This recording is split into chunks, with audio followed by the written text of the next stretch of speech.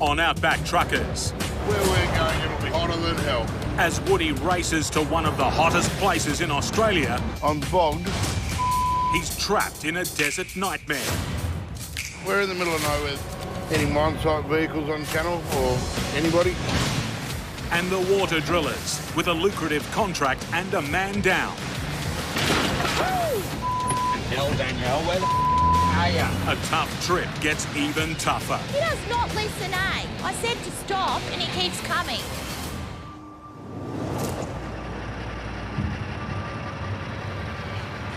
Ideally, we need to get as much moisture out of the system as we can before we put gas back into it.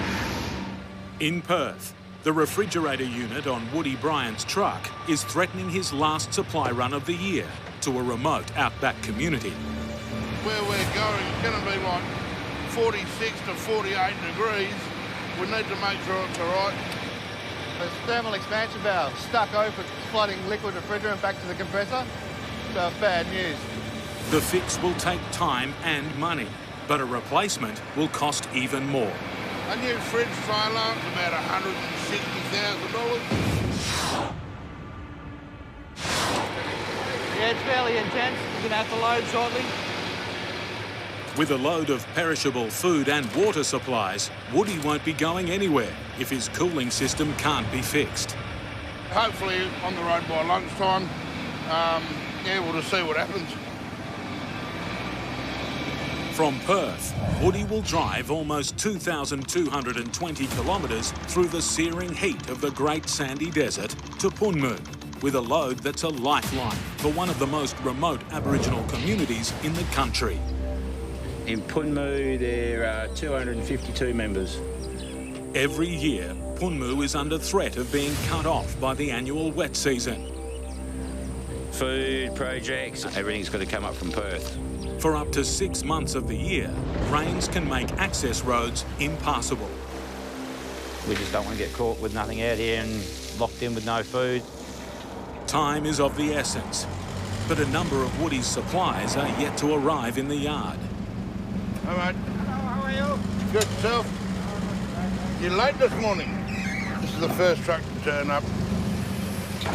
Waiting on about 8 deliveries. Hopefully the freezer stuff will get here first.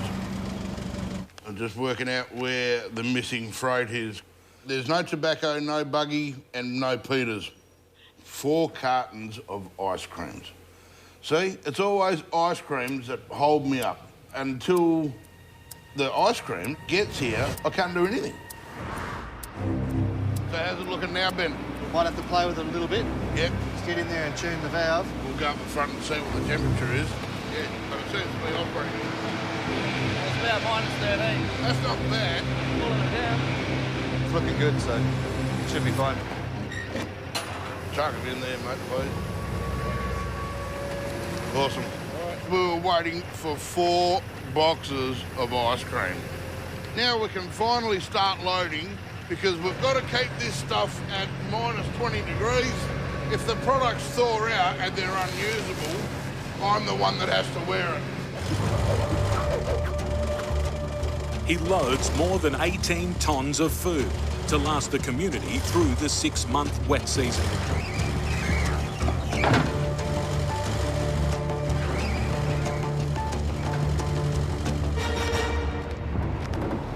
It's all done and dusted now. Locked and loaded, Woody heads out of the city. But the delays have cost precious time.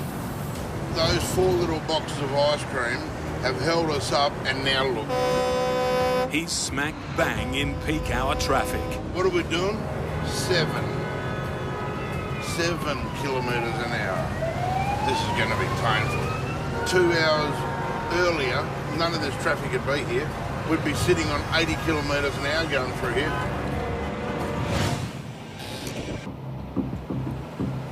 So, Anthony, there's like 3 ways to go. I'm just going to pull up right in the middle here. Where it all splits up, you have to go to the left. So you want me to reverse? Well, if you're going past it, you have to. Hell hell? I could be able to reverse all the way back there. Got f***ing 3 trails on. The water drillers, Danielle and Anthony Haig, are in the middle of one of the toughest jobs they've ever undertaken. I don't know anyone that can reverse 3 trailers straight. Don't push it over my way though. Nanny and teacher Laura Elworthy has joined the team. And wife, mum and rookie trucker Danielle has been forced to step up. Righto, all done, let's roll. After their drill assistant and second driver quit on the eve of the trip. Our worker decided on Saturday night that he was going to pull the pin. The remoteness and the isolation didn't work for him. City girl Danielle and country boy Anthony have been married for 10 years. It can be tough at times. No socialising whatsoever. With their kids, 1-year-old Theo and 6-year-old Heath, the family live the life of hard-working nomads for 9 months of the year. Oh, so sick of all this stuff being so dirty. No phones, no TVs, great. Exploring Outback cattle stations for life-giving water. 5 litres a second there. Pretty good ball, that one. The Murrinjai water drillers are partway through a 7-day mission. This is the adrenaline rush. The bush road. To sink a series of boreholes for a farmer on some of the most remote country on the planet. From Rockland Station in northern Queensland, the water drillers have driven over 460 kilometres of rough roads to reach the remote cattle station of Wollongorang, near the very top of Australia. Come back at that. 60 kilometres from their first drill site, on a vast 1.7 million acre property, rookie Danielle's missed the turn-off. Okay, right hand down a bit. Straight back. Stop. Why? Go forward. Left hand down. Oh, Go forward, I was straighten pulling up. my left hand down.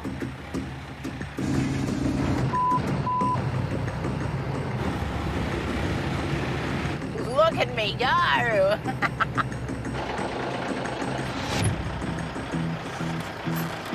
Hard left. Pretty happy with myself.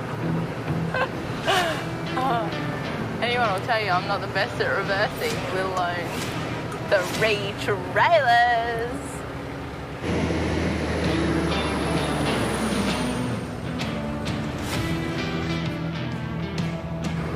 That's just a dirt track made for a four-wheel drive. But hey, we're going to give it a go. It's the only way to get to the potential bore site.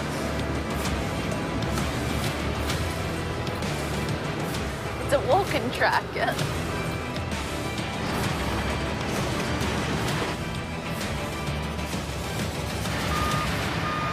The Outback convoy has finally reached its first bore site. We're going to have a go here, see how we go here.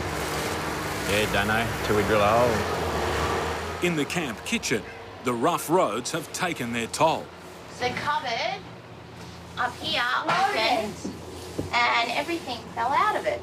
And the TV smashed. And all the stuff fell on the TV, cordial spilled everywhere, and it's all sticky.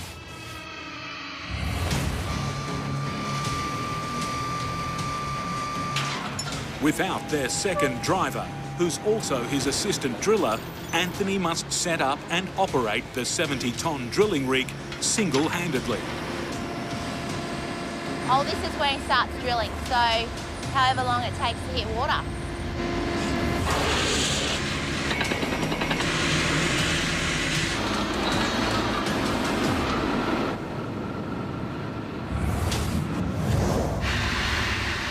Alone, Anthony must battle the 37-degree heat, the suffocating dust, and manhandle the 6-metre-long, 40-kilogram rods that hammer into the sandstone bedrock in search of the underground water table.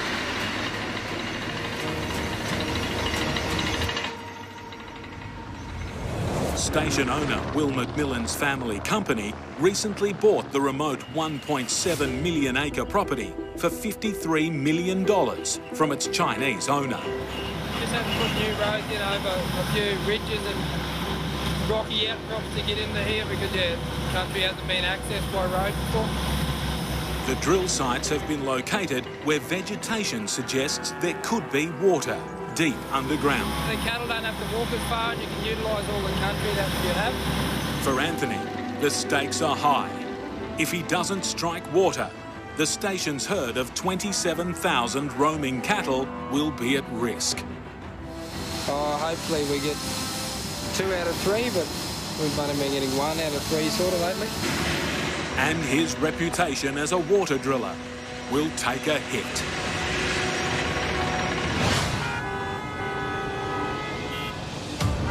Those 4 little boxes of ice cream have held us up, and now look, we're stuck in this. Woody's still stuck in peak hour traffic thanks to a hold-up of deliveries. But 2 hours earlier, none of this traffic would be here. He's heading 2,220 kilometres north to the remote Indigenous community of Punmu with essential water and food supplies before the tropical wet season cuts the community off from civilization. It's good that you can do things for the community. They are a really, really nice bunch of people. With the frustrations of the traffic now behind him, this 30-year trucking veteran can enjoy his pride and joy. His newly purchased Kenworth 608. This will be the second time that I've had this truck out in the bush. Haven't had any issues with it and done nearly 40,000 Ks in it. I love being a truck driver.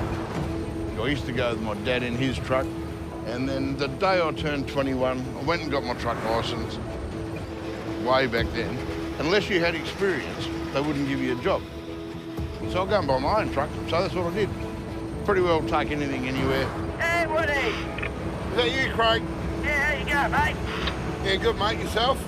That's a nice looking truck you got there, boy. Thanks, mate. We want to get up there and get back out before the torrential rains get here. The monsoonal troughs haven't turned up yet, but they could be on their way as we speak.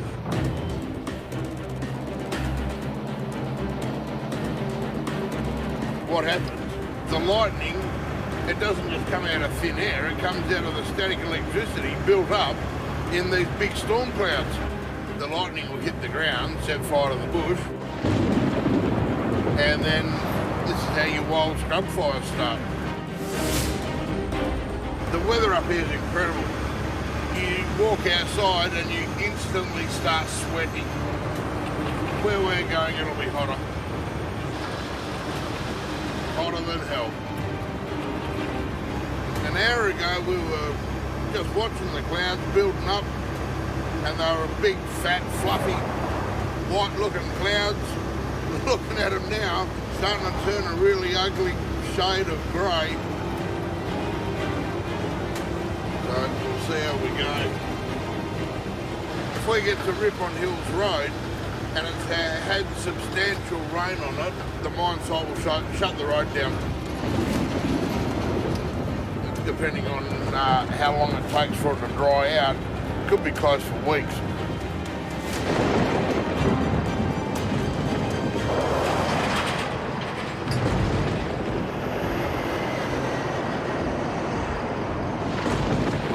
You can see it pouring down over to the left of us, to the west. Hopefully with this rain, it's not flooded the road too much. I've been to Punmu and everything's 4 inches underwater, and yeah, a lot can happen in a very short time.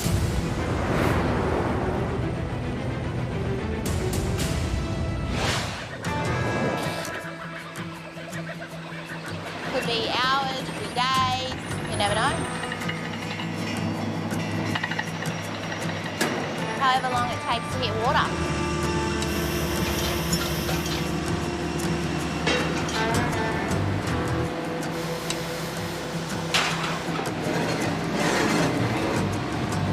At their first bore site. Anthony's been drilling for 2 hours with 30 metres of pipe down. Just keep on going down. Then he'll add some more rods onto it. Further he goes, more rods he hangs on.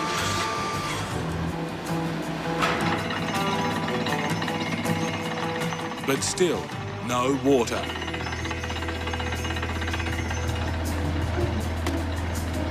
Hey, hop out of the mud. We think it's a great life for the kids to have this massive backyards. Pete loves it. He tells me all the time, I don't want to go home, Mum. I love it up here. But for 6-year-old Heath, it's not all play. School's in with nanny and teacher, 19-year-old Laura Elworthy. What are you painting today? A box. What's going to be on the box? This converted container on the back of a trailer is the classroom. Draw your dad's shoes. Are you going to add Theo's shoes? Oh, being a school teacher is fun. Love working with Heath and, you know, it's a different schooling life to what I had, having an actual teacher in a class. Heath's lessons are coordinated through the online learning program School of the Air, designed especially for kids growing up in Outback, Australia. Heath does his online lessons and has, like, I think there's 8 kids in his class that he gets to see over FaceTime. He's a very good little kid at school. We have our days, don't we? But no, we get along pretty well. Meanwhile, back at the rig, Anthony toils in the midday heat. It's now pushing 38 degrees Celsius. He loves drilling. He's good at it. He knows what he's doing. He's quick at everything. The drill is down to 80 metres. That's deeper than a 24-storey building. But there's still no sign of water. We normally get water around that 30, 50 metres in this area, but we haven't got anything there. Station owner Will McMillan arrives to check on progress. We've just come to the decision that's the depth he wants to go to and still got nothing. It's the way it goes, but we'd rather be getting water for them, make them happy, make us happy.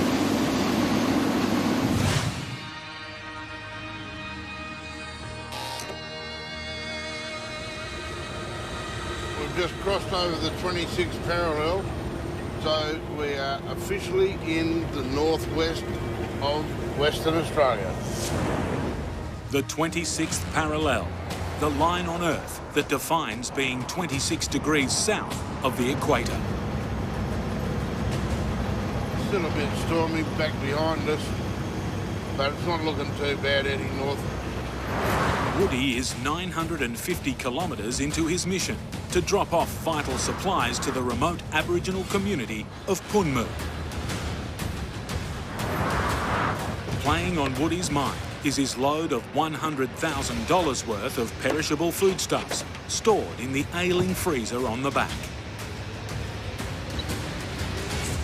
It's all operating good at the moment, so just got to keep an eye on it.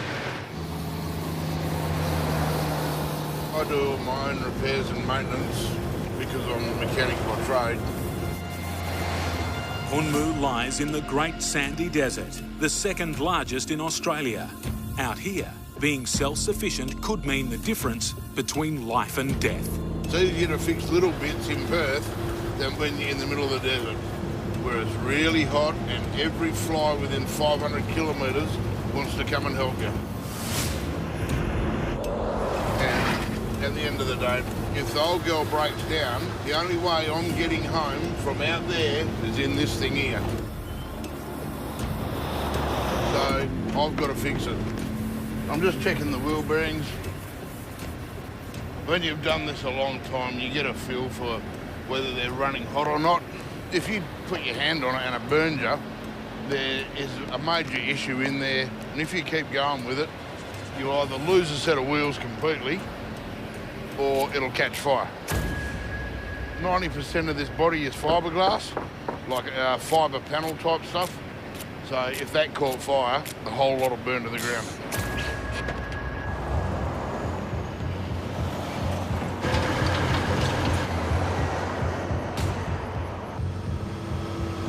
temperature's about 32 degrees, but it's going to get a lot hotter real quick. When it gets very hot, like into the 40s, the bitumen actually turns back to a liquid, it melts. And where Woody's heading is one of the hottest places on the continent. Marble Bar's the hottest place in Australia, and where we're going is actually hotter than Marble Bar.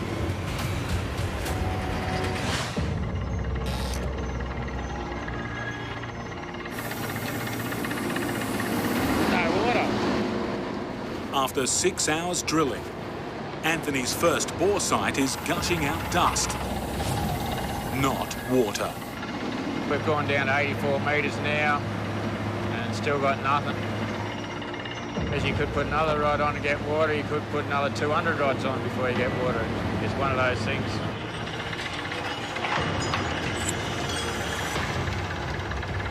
Station owner didn't want to go any deeper, so we'll pull all our rods out.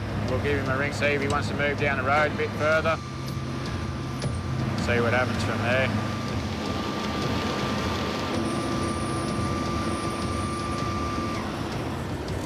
We're just pulling the rods. No water. We've got no water. Time to go to the next one.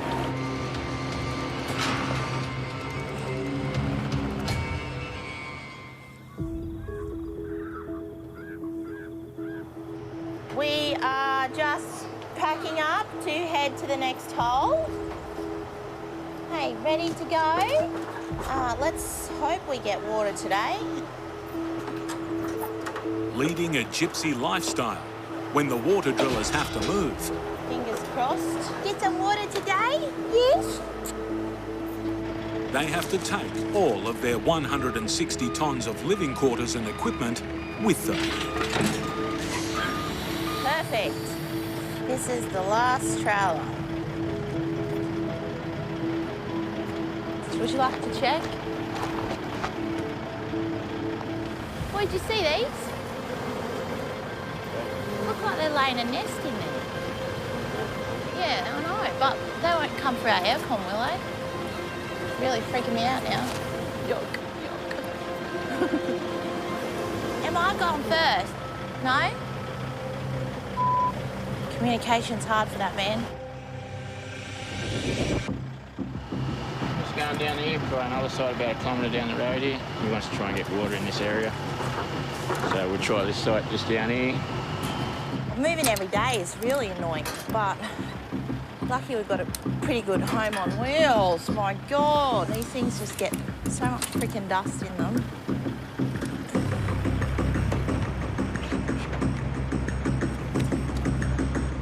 Yeah, slow down, because nothing's tied down. Righto, are you going first? Yeah. Hurry up, Dad. In the back, quick. Come on now, I've got to get going. Go. Get in your chair now.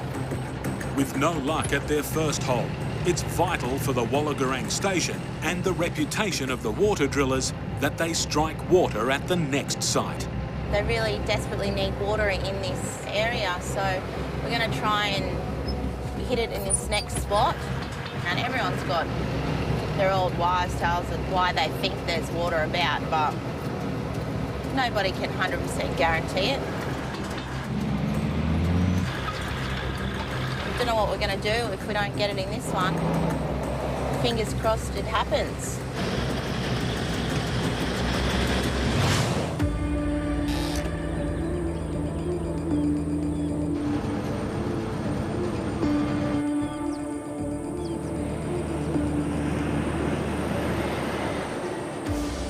We're just coming up to the Punmu Coonawarra Telfa turn-off. Just turning left, and this is the last bit of bitumen we'll see. I've got eggs in there and digital equipment, and it's all got to arrive, safe. You just take your time, steady, steady.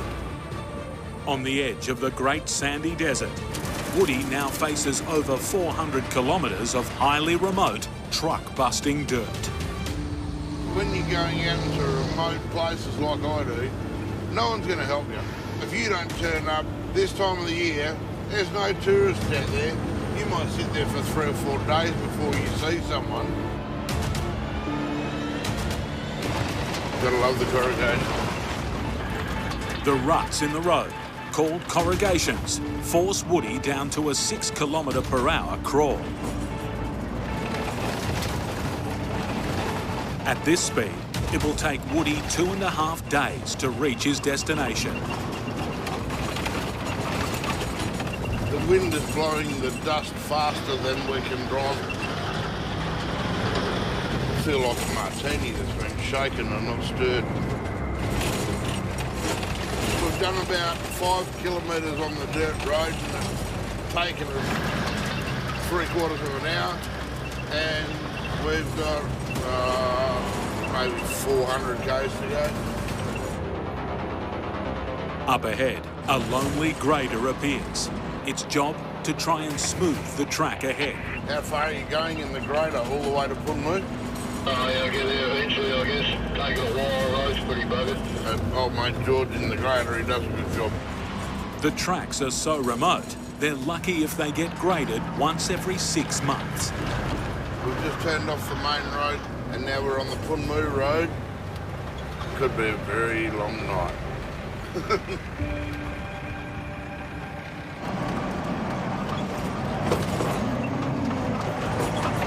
The grader hasn't yet reached this stretch of road. So you can get out and walk faster than this. Painful, isn't it? For the last half an hour, 3/4 of an hour, I've been doing 5 kilometres an hour.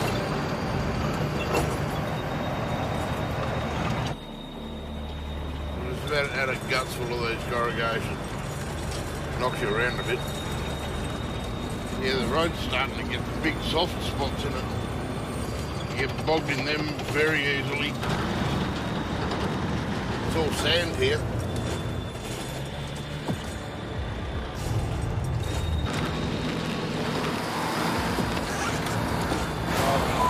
So, I'm bogged.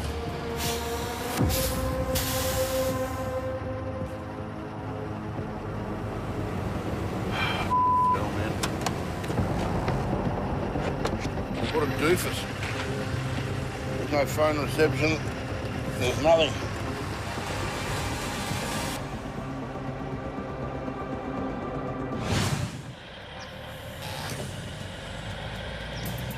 If anyone can find the water, it's us. In dense bushland, with Anthony's truck now leading, the water drillers are closing in on their second drill site. Hopefully they've picked a good spot for this one. At their first hole, they struck out. No water! We got no water! Drilling to over 80 metres underground, but the site was dry. You could put another rod on to get water, you could put another 200 rods on before you get water. Oh, it's going to be a hot one today. I feel it already. We've got to take it easy because there's big holes and it's a bit hot to be changing tyres, so we'll try and avoid busting them. Here, it's so remote, the track's still being carved out of the bush as the trucks drive in. She's a bit tight. Let's just hope for the best.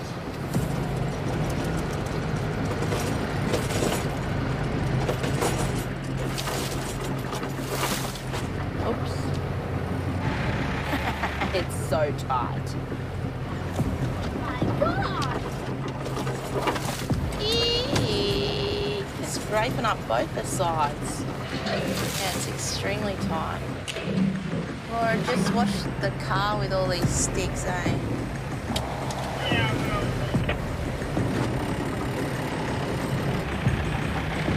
Anthony just wants to get in and get it done.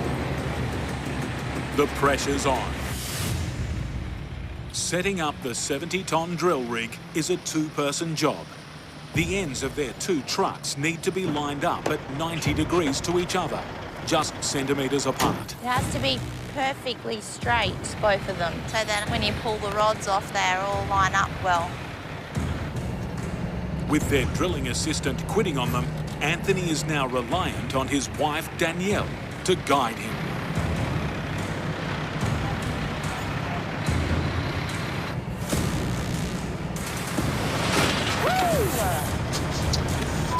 Hell, Danielle, where the f are you? He does not listen, eh? I said to stop and he keeps coming.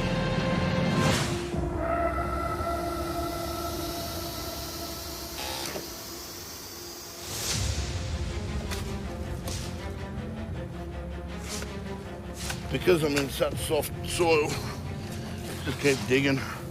Woody is in deep peril. See if I can back out of it. Not much more I can do. His truck is bogged in soft sand.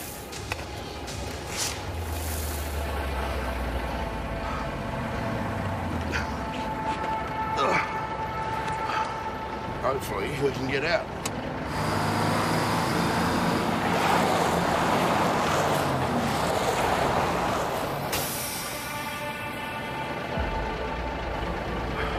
He has no mobile phone or radio contact.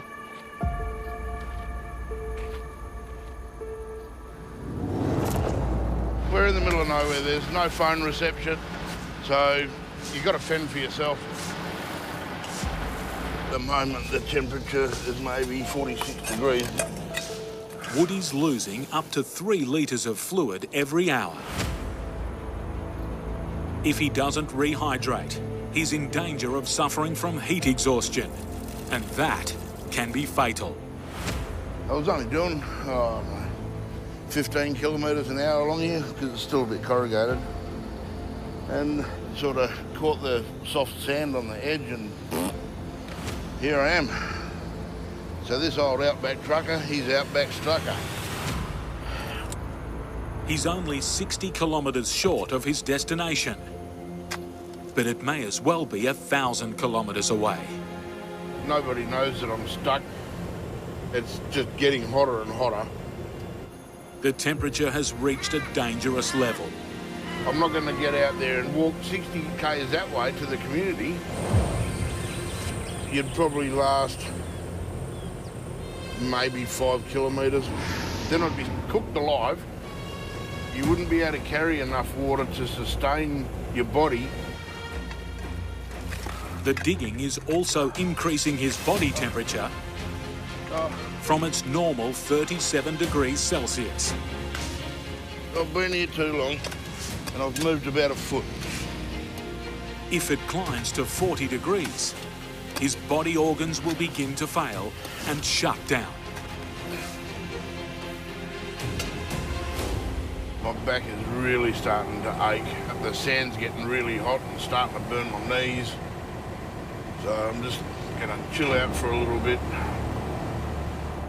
Recently, in the West Australian and Central Australian deserts, 6 people perished of dehydration within a 14-day period.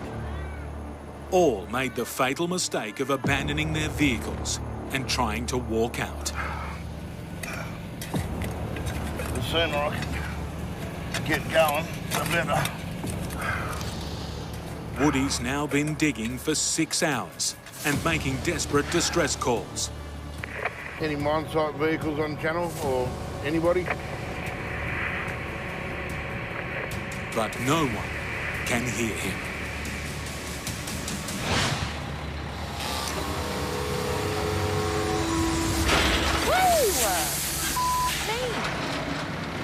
He does not listen, eh? I said to stop and he keeps coming.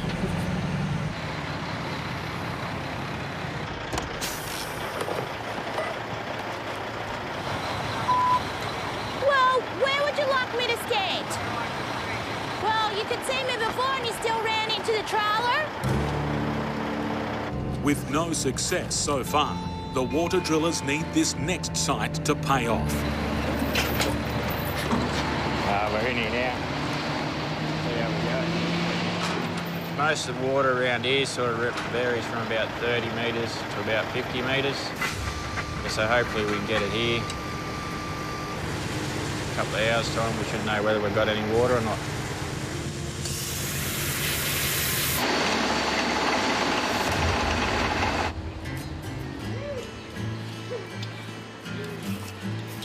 Shepherd's pies for dinner. For 19-year-old nanny Laura, this trip with the water drillers is her first. My uncle made me get this app and tracks where I go. So since I've started with Murray and Jail, we've travelled 35,000 kilometres. It's pretty insane. And we've got 2 or 3 months left to go, so I'm sure we'll add a few thousand kilometres onto that. It's a lot of driving. It's a lot of driving.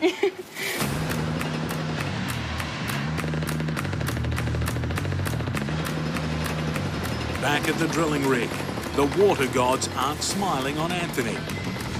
He's now down to 60 metres, and it's still all just dust.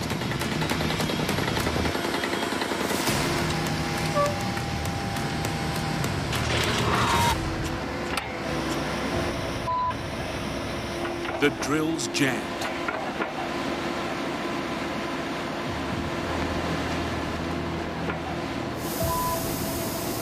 We purchased some new rods probably a month ago, and about 6 of them, all the threads were all wrong on them.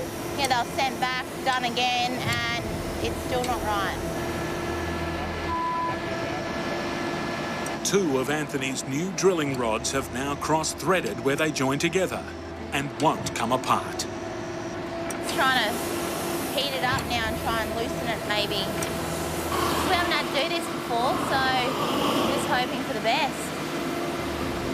Is it working? Is that hot? Hold it. If Anthony can't free the rods, the entire drilling operation will be halted. Nothing's happening, it's not budging, it's fully locked in. No water for the farmer, no job for the water drillers. It's just delayed everything now because of this. We're not drilling, therefore wasting money and time.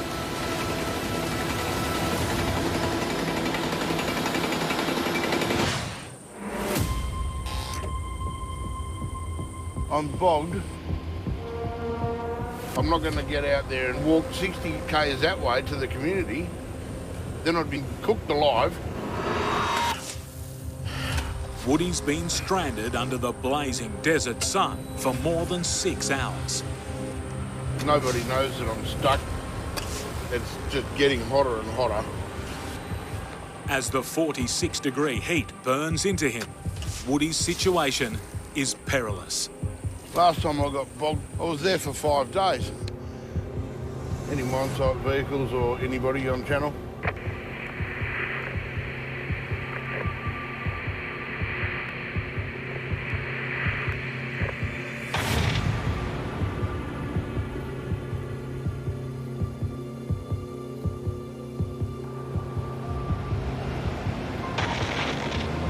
Yeah, mate, any chance you could give us a little bit of a hand? I've done myself a bit of a mischief here. All right, mate, I'll pull over and see what we can do. Finally, somebody stopped. See if we can get out of this dirt. We're going to have a yarn with him and see what we can do.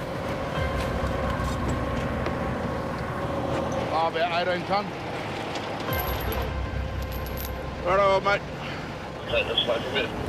Let's see if we can get down. Righto. Okay.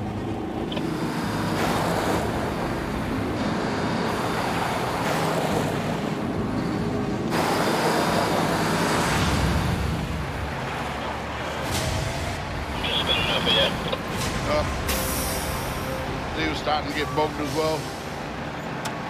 He'll come back on the hard stuff. We'll have another go at dragging it out.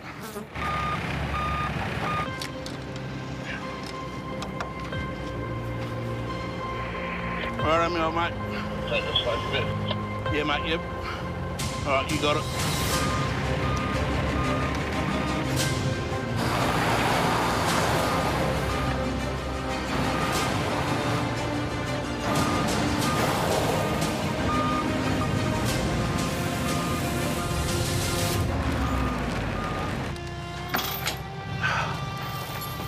Awesome. Man's a lifesaver. Thank you very much, mate. I really appreciate it, eh? Easy, man. Later. All right, cheers, mate.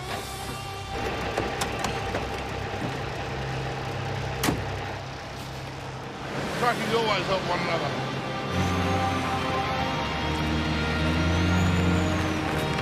All right, so we're finally out of the sand trap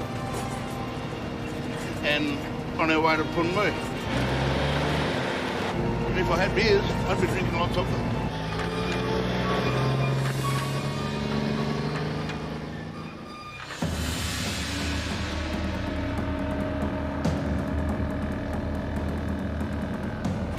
Got maybe 5 kilometres to go. We're just coming over the last sand hill, and then Punmu will be on our right-hand side.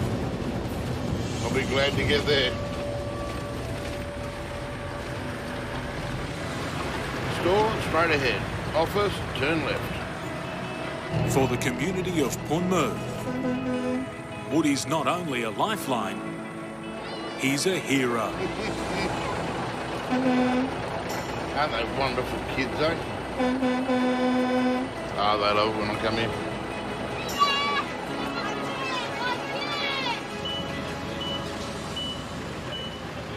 We'd like to see that everything's survived. Hopefully it has. We'll start unloading the pallets now and